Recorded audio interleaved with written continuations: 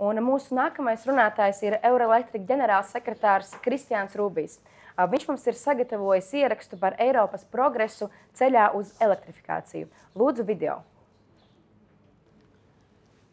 Hi, and thank you for the opportunity to speak at Energy 2021, Competitiveness and Market Stability.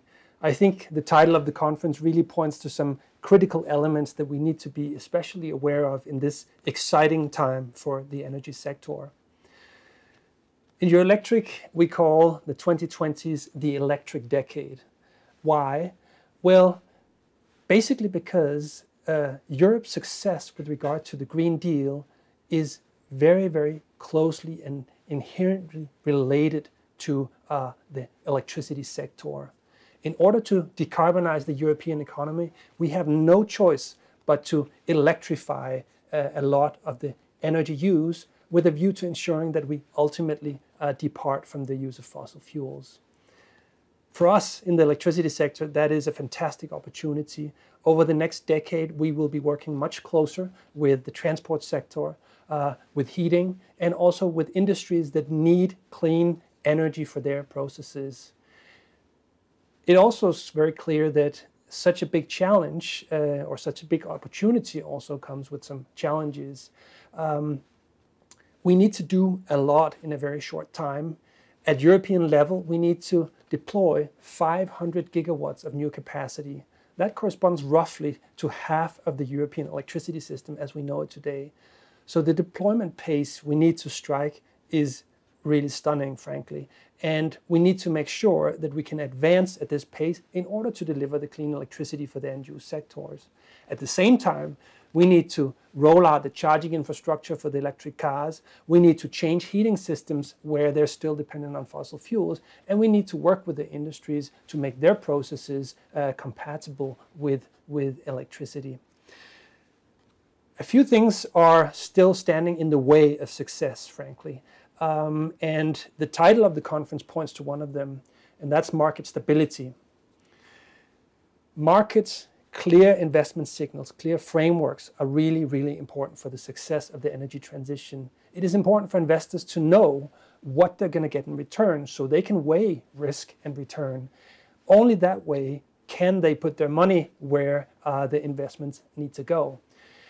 Unfortunately, we're seeing many examples across Europe of ad hoc, unexpected market interventions where governments basically confiscate revenues from companies or make arrangements that are not foreseen in the European legislation.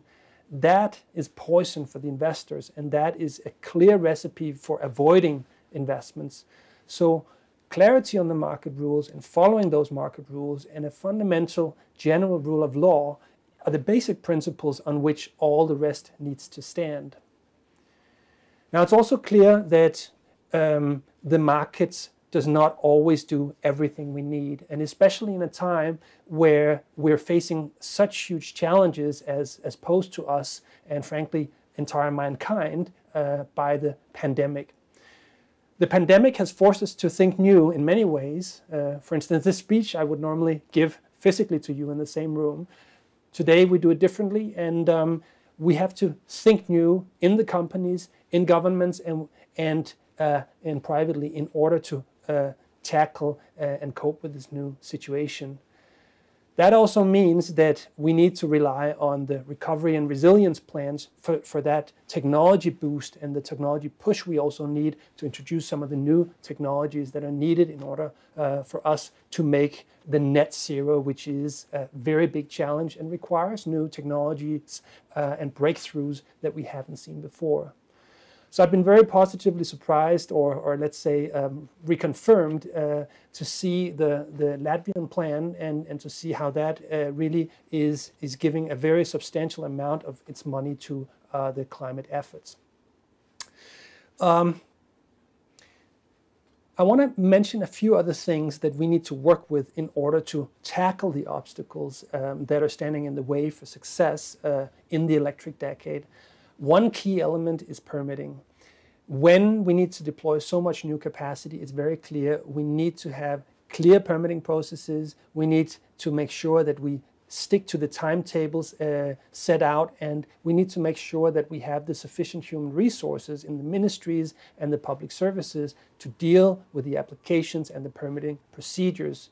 Otherwise, we risk seeing delays that will ultimately challenge the climate targets, but will also mean that the business cases that companies are drawing up when planning new investments will start to crumble and be challenged, because all of a sudden they're taking much longer time in order for their new investments to produce returns. So we urgently need to do something about the permitting. This is very much a task that needs to be handled at the local level and at the national level that is in charge of this. But I also think we need an effort and a discussion at EU level to make sure that we tackle this effectively, and that the European targets are complemented with European measures to ensure that we can deliver in this space.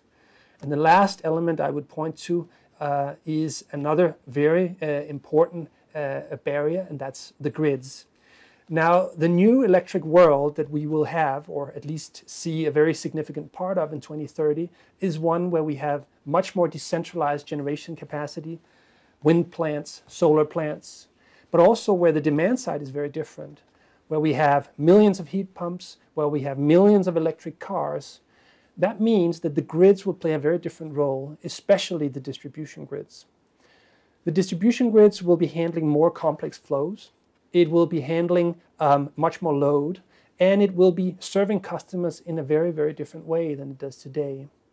At the same time, what we're seeing in Europe is that many of our low voltage grids are old, up to 40 years old already, and if we wait with action, they're going to be almost 50 years old, but handling a very, very new and modern power system. So we urgently need to see increased investments into the distribution grids in order for them to be able to play that critical role in the energy transition that they will over the electric decade. Now, you see there are plenty of challenges on the way, but these challenges, if solved, will also help us unlock a very, very different type of economy, an economy that is more efficient, more energy efficient, and more cost efficient, and where ultimately the costs of energy relative to the entire society will be lower, which means that we have a better situation overall.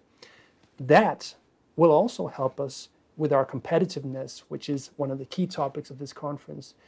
And the strongholds, the industrial strongholds we can build in this decade, in this space of renewable energies, in the space of electric cars and batteries, in the space of hydrogen, can help us create an industrial position for Europe that helps us export and helps our sovereignty, our strategic leadership in the world. So ultimately, our competitiveness and our climate will be better off if we succeed, and that's why we hope for the very best for the electric decade. Thank you very much. I hope you're going to enjoy the conference and look forward to seeing you next year, hopefully physically in Latvia. Bye. Paldies Rubija kungam par video.